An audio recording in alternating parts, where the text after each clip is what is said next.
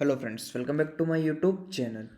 तो आज के इस वीडियो में हम देखने वाले हैं कंट्रोलर के बारे में। तो लारावल के लास्ट वीडियो में हमने देखा था लारावल ब्रिज के बारे में, जो कि ऑथेंटिकेशन के लिए काम आता है, लॉगिन और रजिस्ट्रेशन के लिए। तो वो हमने पूरा सेटअप कर लिया था। तो आपको आई बटन में लिंक मिल जाएगा, तो वहाँ से आपको पता लग जाएगा। आज हम देखने वाले हैं लारावल कंट्रोलर के बारे में। कंट्रोलर व्यू राउट ये सारी चीज़ें हम करेंगे। उसके बाद हम ऑथेंटिकेशन कैसे वर्क करता है वो आपको मैं प्रॉपरली समझाऊंगा, क्योंकि अभी मैं आपको बताऊंगा तो आपको समझ में नहीं आएगा, क्योंकि आपको ना तो कंट्रोलर के बारे में पता है, ना व्यू के बारे में पता है, और ना ही राउटिंग के बारे में पता है। तो हम यहाँ पे आज देखने वाले हैं सिर्फ कंट्रोलर के लिए। तो यहाँ पे एक छोटी सी डेफिनेशन दे रखी है। A controller is a C in a MVC model view controller and Laravel is a MVC framework. तो ये MVC क्या है? MVC मॉडल व्यू कंट्रोलर होता है, जो कि एक फ्रेमवर्क, मतलब कि एक आर्किटेक्चर कह सकते हैं या स्ट्रक्चर कह सकते हैं, उसके ऊपर ये बेस्ड होता है। अपना जो लारावल का जो फ्रेमवर्क है वो the controller is where you enter or code most of your application logic. तो जो कंट्रोलर होता है उसके अंदर क्या करते हैं हम, मोस्ट ऑफ जो हमारे जो भी लॉजिक होते हैं, जैसे कि हमको कोई काम करवाना है या काम करना है, या फिर ऐसा कोई हमें सॉफ्टवेयर डेवलप करना है जिसके अंदर बहुत सारी चीज़ें कैलकुलेशन करनी है हमको, तो वो सारे के सारे जो लॉजिक होते हैं वो हम लिखते हैं कंट्रोलर के अंदर। The good news is that you can create as many controller as your application need.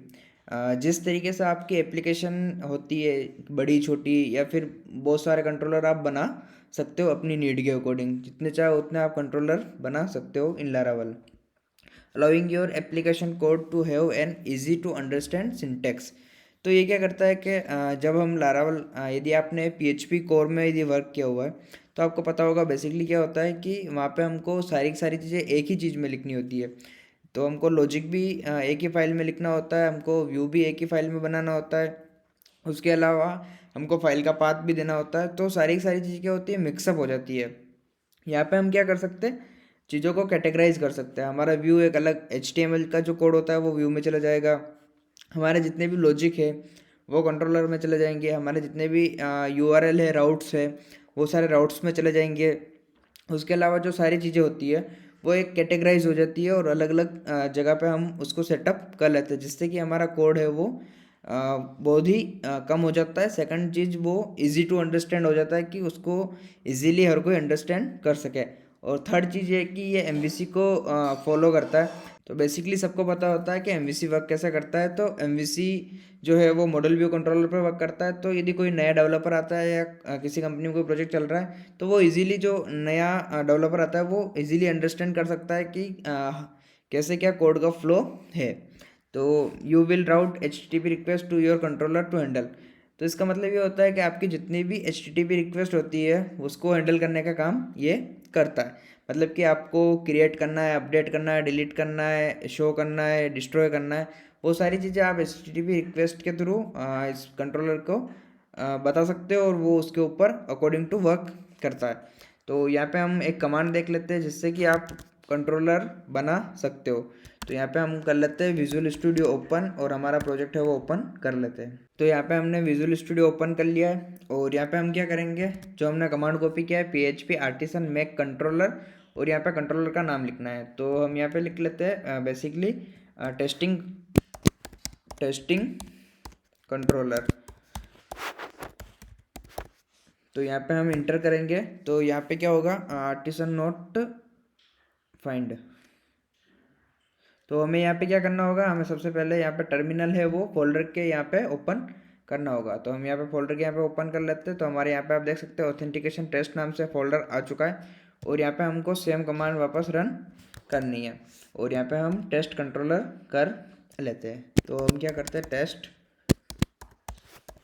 Controller, और यहाँ पे हम इंटर करेंगे तो हमारा जो टेस्ट कंट्रोलर है वो सक्सेसफुली बन चुका है, और ये है इसका पाथ। तो हम यहाँ पे क्लिक करेंगे तो हमारा जो टेस्ट कंट्रोलर है वो ओपन हो जाएगा, और इसमें नेम स्पेस होता है, और हमने यहाँ पे रिक्वेस्ट यूज़ कर रखा है, और एक क्लास यूज़ कर रखी है। तो इस तरीके से कुछ कंट्रोलर का जो है आर्किटेक्चर होता है।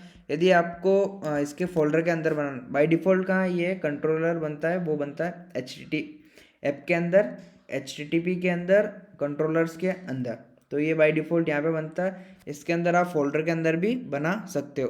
तो फोल्डर के अंदर आपको बनाने के लिए क्या करना होता है, आपको सिंपली कंट्रोलर लिखना होता है। यहाँ पे आपको एक फोल्डर का नाम लिखना होता है, जैसे कि मैं लिख देता हूँ प्रैक्टिस।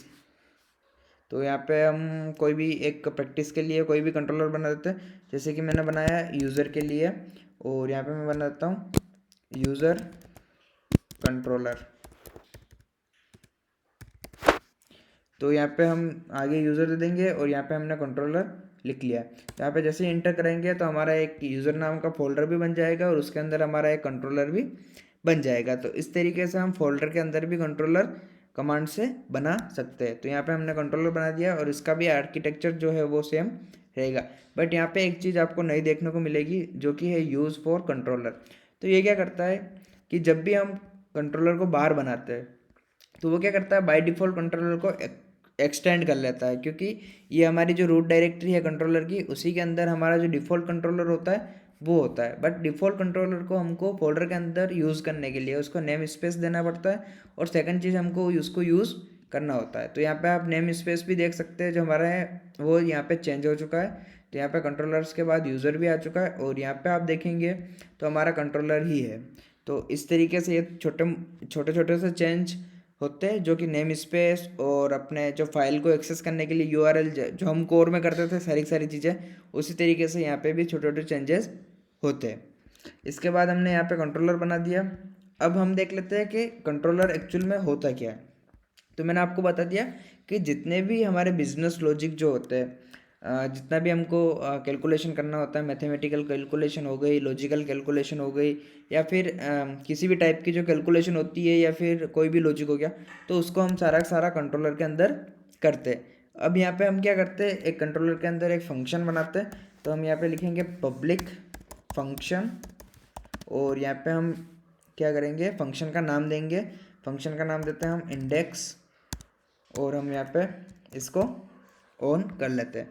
यहाँ पे हम देंगे रिक्वेस्ट, और यहाँ पे हम इसको डिफाइन कर देंगे एक वेरिएबल से, जो कि होगा रिक्वेस्ट। तो यहाँ पे हम रिक्वेस्ट लिख देते हैं।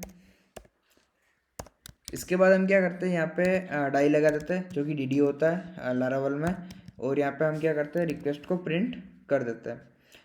तो यहाँ पे बेसिकली हमने रिक्वेस्ट को है वो प्रिंट कर लिया डॉलर लगा के। और इस कंट्रोलर को कॉल करने के लिए हमको यहाँ पे बेसिकली बनाना होगा एक राउट।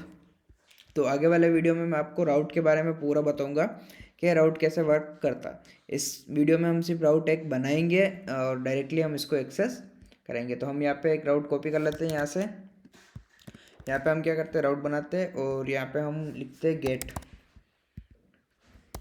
तो गेट पोस्ट डिलीट पेज, ये क्या होता है वो आगे वाले वीडियो में हम कवर करेंगे, जो कि HTTP कह सकते हैं। HTTP जो रिक्वेस्ट होती है उसको हैंडल करने के लिए हमें यहाँ पे हेल्प करता है ये।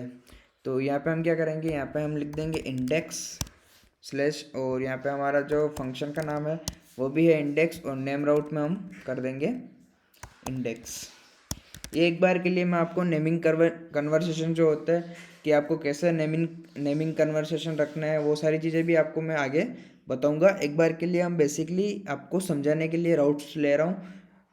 इसमें क्या करेंगे हम, यहाँ पे हमने इंडेक्स ले लिया है, यहाँ पे भी हमने इंडेक्स ले लिया है, और यहाँ पे भी हमने इंडेक्स ले लिया है, और यहाँ पे हम कंट्रोलर का नाम लिख लेंगे जो कि हमने बनाया था। तो यहाँ पे हमने बनाया था टेस्ट कंट्रोलर, और इस कंट्रोलर को हमको क्या करना होगा, ऊपर डिफाइन करना होगा, क्योंकि हम इस कंट्रोलर को यूज़ करने वाले। तो हमें इस यूज़ को कॉपी कर लेना है, और यहाँ पे हम इस कंट्रोलर को पेस्ट कर देंगे। तो क्या होगा कि इस कंट्रोलर को हमको एक्सेस मिल जाएगा इस वाली राउट में, और यहाँ पे इस कंट्रोलर को हम एक्सेस कर पाएंगे, और इस कंट्रोलर की मदद से हम इस URL से इस फंक्शन को एक्सेस कर पाएंगे।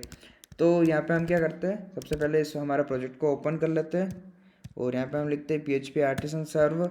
उसके बाद हम इसको राइट क्लिक कर लेते हैं, और यहाँ पे हम लिंक पे क्लिक कर लेते हैं। तो हमारा प्रोजेक्ट है वो ओपन हो चुका है, और यहाँ पे हम लिख लेते हैं इंडेक्स। जैसे हम इंडेक्स लिखेंगे तो यहाँ पे क्या हुआ, हमारी ये जो रिक्वेस्ट थी वो प्रिंट हो गई है। यहाँ पे आप और कुछ भी प्रिंट कर सकते हो, जैसे कि यहाँ पे मैं आपको DD करके मेरा नाम है वो प्रिंट करके बता देता हूँ। तो यहाँ पे बेसिकली हम कुछ भी प्रिंट कर सकते हैं, जैसे कि मैंने मेरा नाम प्रिंट किया, तो यहाँ पे आप देखेंगे कि मेरा नाम है वो प्रिंट हो चुका है। और यहाँ से आप व्यू भी रिटर्न कर सकते हो, डाटा भी रिटर्न कर सकते हो, कैलकुलेशन करके सारे लॉजिक भी रिटर्न कर सकते हो। बहुत सारी चीज़ें हम आगे वाले वीडियो में कवर करेंगे। तो आज की वीडियो में बस इतना ही कि हमने इसमें देखा कि कंट्रोलर कैसे आप बना सकते हो और कंट्रोलर को कैसे कॉल किया जाता है और कंट्रोलर को कैसे एक्सेस किया जाता है। सो फ्रेंड्स, वीडियो कैसा लगा? यदि वीडियो अच्छा लगा तो वीडियो को like share comment and subscribe my YouTube channel.